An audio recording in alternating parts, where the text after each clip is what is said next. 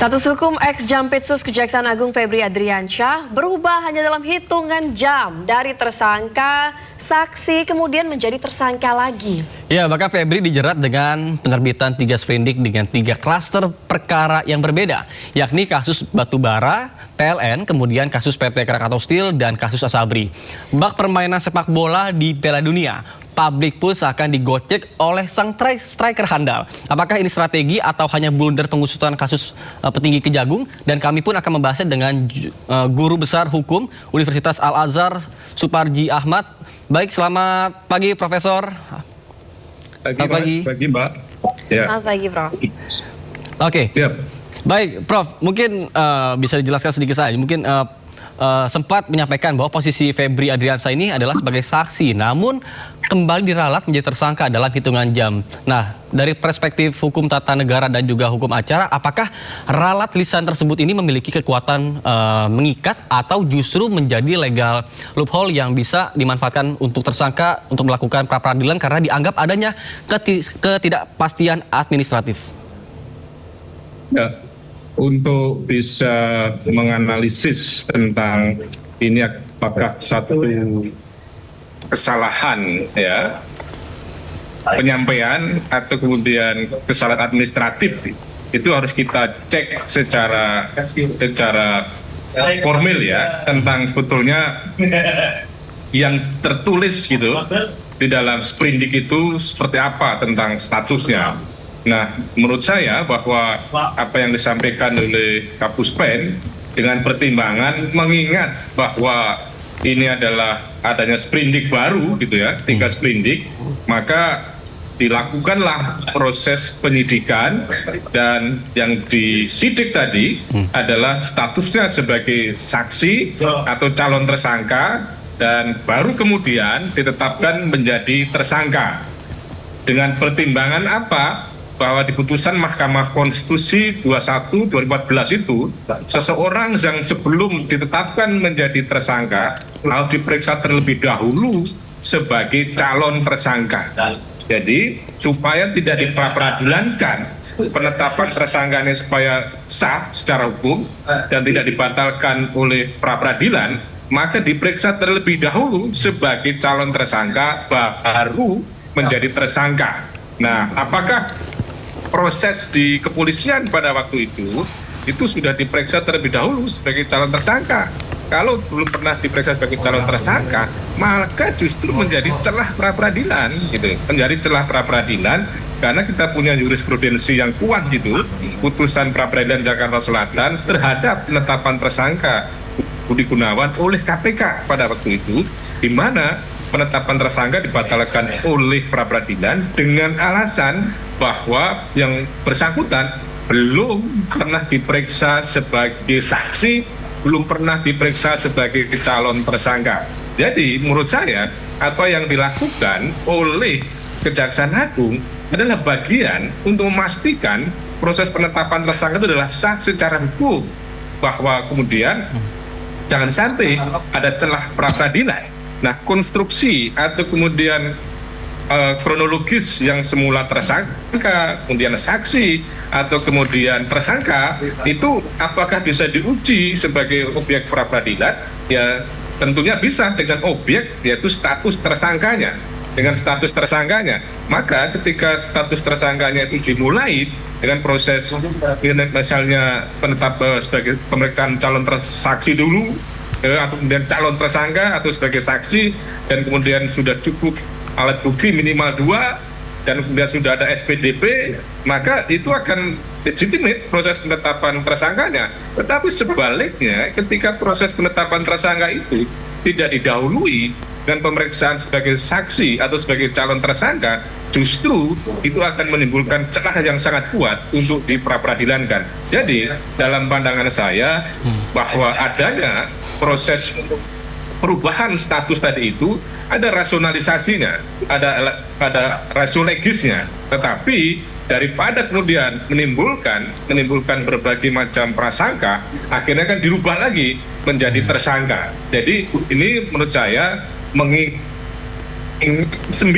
tim yang tergabung dalam penyidikan ini adalah bintang-bintang dua di Kejaksaan Agung dan kemudian alumni KPK, maka menurut saya akan sangat memperhatikan aspek prosedur dan aspek substantif yang pada intinya itu akan secara hati-hati, secara cermat. Jadi menurut saya bahwa ini justru bagian dari proses kehati-hatian, proses agresivitas dan proses responsivitas terhadap opini publik supaya kemudian memperkuat tentang proses hukum yang sedang berjalan. Jadi kalau kemudian kita muncul kecurigaan, jangan bagian dari penyelamatan, jangan bagian dari umpan untuk melakukan pra-peradilan, menurut saya ini akan sangat berbahaya. Karena apa? Karena akan berkaitan dengan reputasi institusi.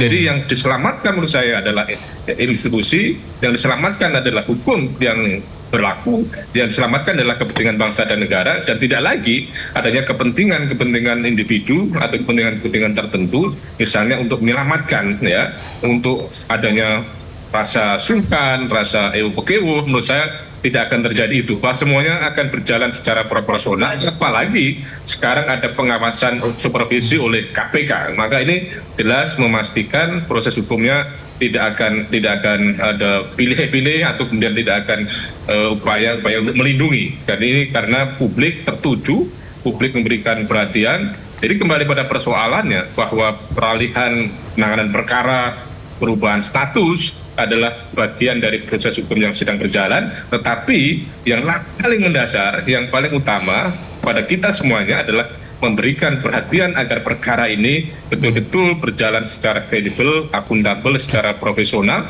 dan akhirnya bisa memberantas korupsi, bisa menimbulkan efek jera, dan tidak terulang lagi di masa-masa yang akan datang. Gitu, Mas.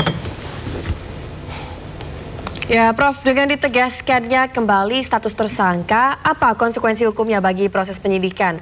Selain itu juga dalam hukum acara pidana, apakah ralat status ini merupakan indikasi adanya keraguan penyidik dalam melakukan ekspos perkara di awal atau hanya sekedar teknis administratif yang tidak memengaruhi kualitas alat buktinya itu, Prof?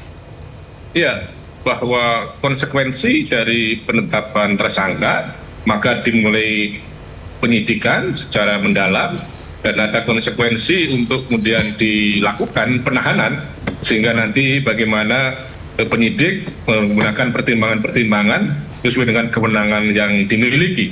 Kaitannya dengan perubahan status tadi, itu apakah sekedar cacat administrasi atau kemudian cacat teknis saja?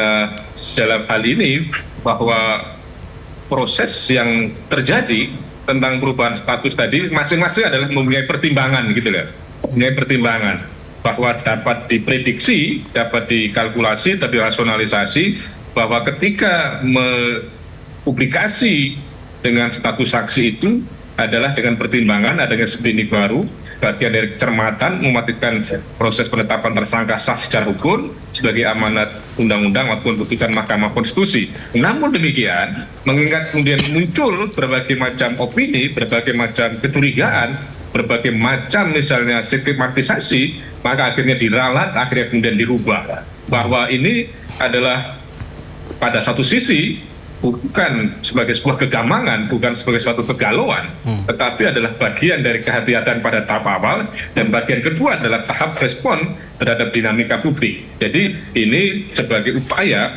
untuk penyelamatan kepentingan institusi sehingga tidak menimbulkan berbagai macam opini negatif bahwa ini terjadi konspirasi dan lain sebagainya. Jadi menurut saya rasionalisasinya pada tahap awal adalah bagian untuk kecermatan, memastikan keterpenuhan prosedur hukum, tetapi pada sisi yang lain perubahan ini didesain dalam respon dinamika dan opini publik. Jadi semuanya bisa dipertanggungjawabkan selama kemudian dilakukan secara objektif, dilakukan secara rasional, dan ini yang perlu kemudian diberikan kejelasan kepada publik supaya ini ada klarifikasi. Kenapa kemarin diterangkan saksi, kenapa kemudian sekarang berubah menjadi tersangka lagi, itu menurut saya memang perlu ada penjelasan, dan ini salah satu untuk membangun kepercayaan publik dalam proses penegakan hukum ini. Gitu.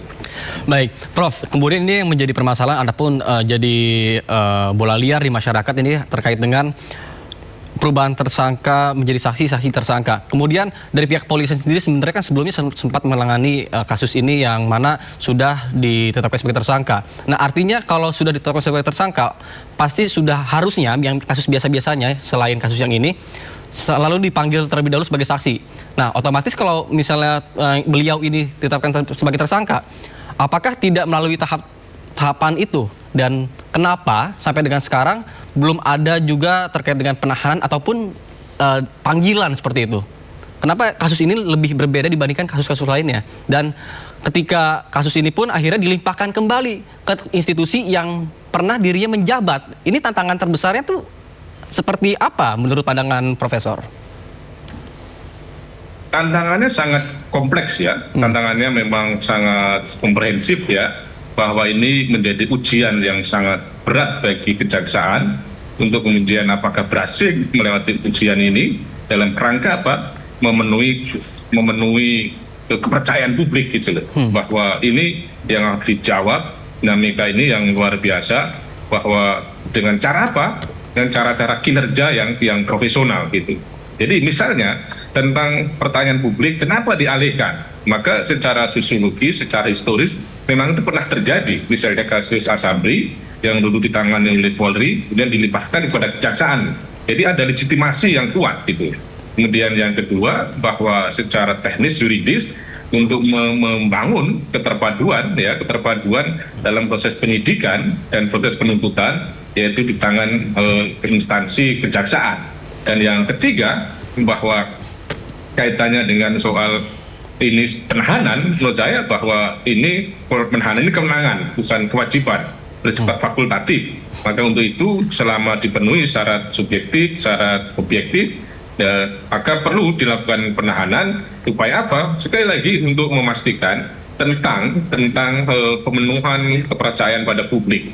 Karena jangan sampai ya publik yang dulu sangat percaya kepada kejaksaan dengan kasus ini kemudian menurun ya, maka harus kembali dibangun kepercayaan tadi itu dengan cara-cara apa? Bahwa memang proses pengalihan, proses lanjutan dari Polri kepada kejaksaan itu adalah suatu mekanisme yang tidak melanggar hukum, ada rasionalisasinya secara historis maupun secara sosiologis, dan langkah-langkah berikutnya supaya tidak terjadi diskriminasi, tidak perlakuan yang berbeda, mengingat perkara-perkara lain juga dilakukan penahanan, maka perlu dipertimbangkan dilakukan penahanan ini. Jangan sampai terjadi diskriminasi, bahwa penahanan sebagai kewenangan yang sifatnya fakultatif harus jelas alasan alasannya. Memang UHAP yang baru ini sekali lagi juga penahanan ini tidak mudah untuk dilakukan, ya, karena syaratnya itu harus terukur, tidak boleh asumtif saja. Misalnya khawatir akan melarikan diri. Buktinya melarikan diri apa? Apakah sudah beli tiket? Apakah sudah pesan pesawat? Apakah sudah pesan hotel dan sebagainya? Bukti melarikan diri apa? Gitu. Terus kemudian mempersulit pemanggilan. Apakah sudah dipanggil tidak datang gitu? Maka kemudian harus ditahan gitu. Itu adalah bukti minimal 2 pemanggilan. Terus kemudian yang bersangkutan perlu dilakukan penahanan. Jadi pemanggilan itu bukti panggilannya apa? Terus ternyata tidak datang, baru bisa dilakukan penahanan. Atau misalnya mau mengulangi tindak pidananya, buktinya apa? Tindak pidana dilakukan, apakah ada laporan baru tentang tindak pidana yang dilakukan? Atau misalnya untuk menjaga keselamatan yang bersangkutan, misalnya karena yang bersangkutan terancam, atau keseimbangan yang bersangkutan nanti akan merintangi penyidikan, bukti-bukti apa. Jadi ini juga khawatir kalau penahanan ini dilakukan dengan sewenang-wenang, itu bisa diuji di pra-peradilan gitu. Jadi apa-apa yang dilakukan oleh penyidik sekarang ini harus jelas, harus terukur, harus bisa dipertimbangkan secara hukum, karena kalau tidak nanti malah jadi blunder, yaitu bisa dikalahkan di pra-peradilan gitu ya. Ya, Prof. Kejagung menyebut ini akan melibatkan supervisi KPK. Nah, jadi selain tantangan tadi, kira-kira dengan adanya keterlibatan KPK untuk mensupervisi kasus ini, seberapa efektif mekanisme itu dalam konteks high profile case untuk memastikan penyidikan itu benar-benar objektif, atau justru keterlibatan ini hanya akan menjadi formalitas saja gitu, Prof? Iya, bahwa salah satu upaya untuk memastikan untuk mendorong, untuk menjamin supaya proses hukumnya ini kredibel, akuntabel, independen, profesional, itu adalah dengan membentuk tim penyidik khusus. Ya, tim penyidik khusus itu kalau tidak keliru 9 orang, dan 9 orang itu adalah bintang 2, pejabat-pejabat pada bintang 2, level 2 lah gitu ya, yang itu mantan atau alumni KPK, sehingga tidak diragukan lagi kredibilitasnya, profesionalitasnya. Jadi ini adalah salah satu langkah untuk memberikan garansi, memberikan jaminan tentang independensi proses penegakan hukum. Pada sisi yang lain, independensi atau profesionalis penegakan hukum itu juga dilakukan dengan melibatkan KPK sebagai supervisi. Nah, apakah supervisi hanya formalita, aksesoris, hanya misalnya hanya simbolis saja, atau hanya seremoni saja? Ya kembali, bagaimana kinerja KPK? Ini juga tantangan bagi KPK.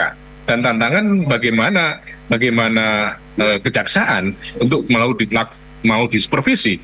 Dan memang sekarang ini kan, menurut saya yang harus dibangun dalam konteks penegakan hukum itu bukan lagi budaya kompetisi, apalagi budaya konfrontasi, tetapi dan budaya kolaborasi, kolaboratif fungsional sistem itu harus dibangun.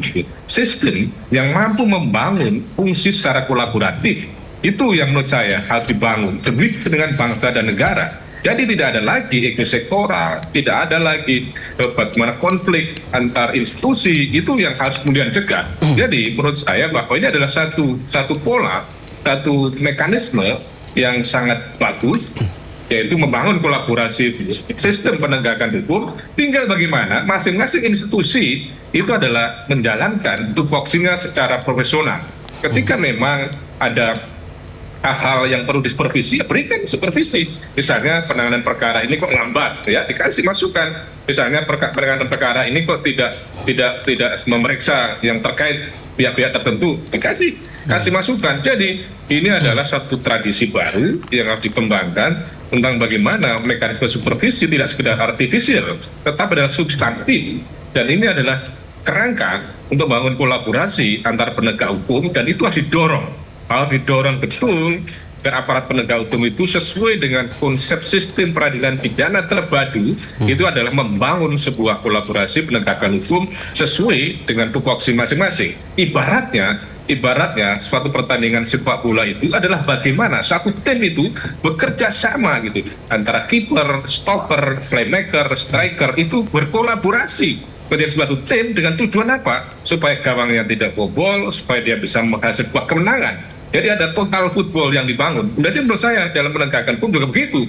Bagaimana KPK, bagaimana kejaksaan, bagaimana kepolisian itu saling bahu-membahu, saling terpadu untuk memberantas korupsi, untuk menegakkan hukum, sehingga pada akhirnya negara hukum betul-betul tegak. Jadi kata Prof. Firman almarhum itu, bahwa hukum itu kadang runtuh, kadang kukuh, kadang miring, kadang jatuh. Tugas kita untuk menegakkan hukum itu. Jadi kita harapkan melalui momentum kasus ini menjadi dasar yang penting untuk membangun negara Indonesia hukum yang betul-betul memiliki keadilan, kepastian, dan kemanfaatan, Mbak. Gitu.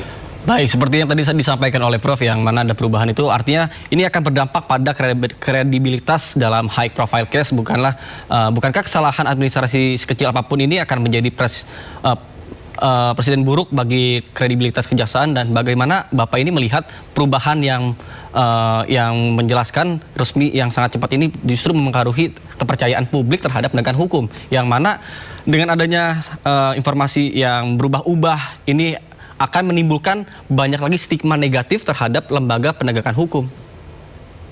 Ya, perubahan misalnya yang dalam tempo hitungan jam itu ya, memang pantas menimbulkan kecurigaan gitu ya, pantas menimbulkan keraguan tentang keseriusannya. Tetapi menurut saya bahwa itu bisa dieliminasi dengan langkah-langkah konkret berikutnya yang bisa menggaransi tentang kepercayaan publik tadi itu, bahwa mungkin saja kemarin ada rasionalisasi yang tidak tepat dan mungkin muncul berbagai dinamika publik dan telah dilakukan respon cepat, itu adalah tidak terulang lagi di masa yang akan datang. Karena proses hukum harus betul-betul hati-hati, betul-betul cermat, dan momentum-momentum untuk mengembalikan kepercayaan publik itu jangan sia-siakan. Karena itu akan susah membangun kepercayaan publik. Jadi menurut saya bahwa kesalahan atau toh kemudian ke perhitungan rasionalisasi yang mungkin dipandang publik tidak tepat gitu ya, itu sudah dilakukan proses perbaikan ya, proses ralat, maka menurut saya ini adalah satu hal yang baik ya ketika kemudian merespon tentang dinamika publik. Namun demikian pasti saya pastikan bahwa masing-masing langkah kemarin menjadi saksi adalah ada rasionalisasinya, terus kemudian membuat kembali dari status tersangka juga ada rasionalisasinya, bahwa yang ke depan semuanya harus selalu berada dalam koridor hukum dan juga tidak boleh misalnya mengabaikan opini publik, tidak boleh mengabaikan dinamika publik. Namun demikian bahwa perlu filter, perlu saringan tentang dinamika publik, partisipasi publik yang betul-betul akuntabel dan independen dan kredibel. Jangan sampai kemudian hanya karena dorongan publik, tekanan publik akhirnya merubah proses penegakan hukum. Jadi penegakan hukum tidak boleh karena faktor tekanan-tekanan, tetapi tekanan adalah menjadi perhatian, menjadi pertimbangan untuk memastikan bahwa semuanya berjalan dalam koridor alat bukti, koridor pada fakta, pada barang bukti. Karena itulah sebetulnya yang dilakukan proses penyidikan ini kan rekonstruksi fakta berdasarkan alat bukti yang didukung dengan barang bukti. Jadi proses merekonstruksi fakta sebelumnya inilah yang dilakukan proses penyidikan. Jadi perubahan-perubahan, langkah-langkah itu harus diperhitungkan secara cermat supaya tidak menimbulkan distrust di publik, karena ini akan sangat-sangat membahayakan dalam proses penegakan hukum jika ada dinamika, ada perubahan yang kemudian sedikit berubah. Menurut saya ini harus ada visi yang tajam ya, ada langkah-langkah yang visioner dengan rasionalisasi analisis yang mendalam gitu ya. Suparji Ahmad selaku Guru Besar Hukum Universitas Al-Azhar telah bergabung bersama kami. Sehat selalu ya, Prof. Terima kasih.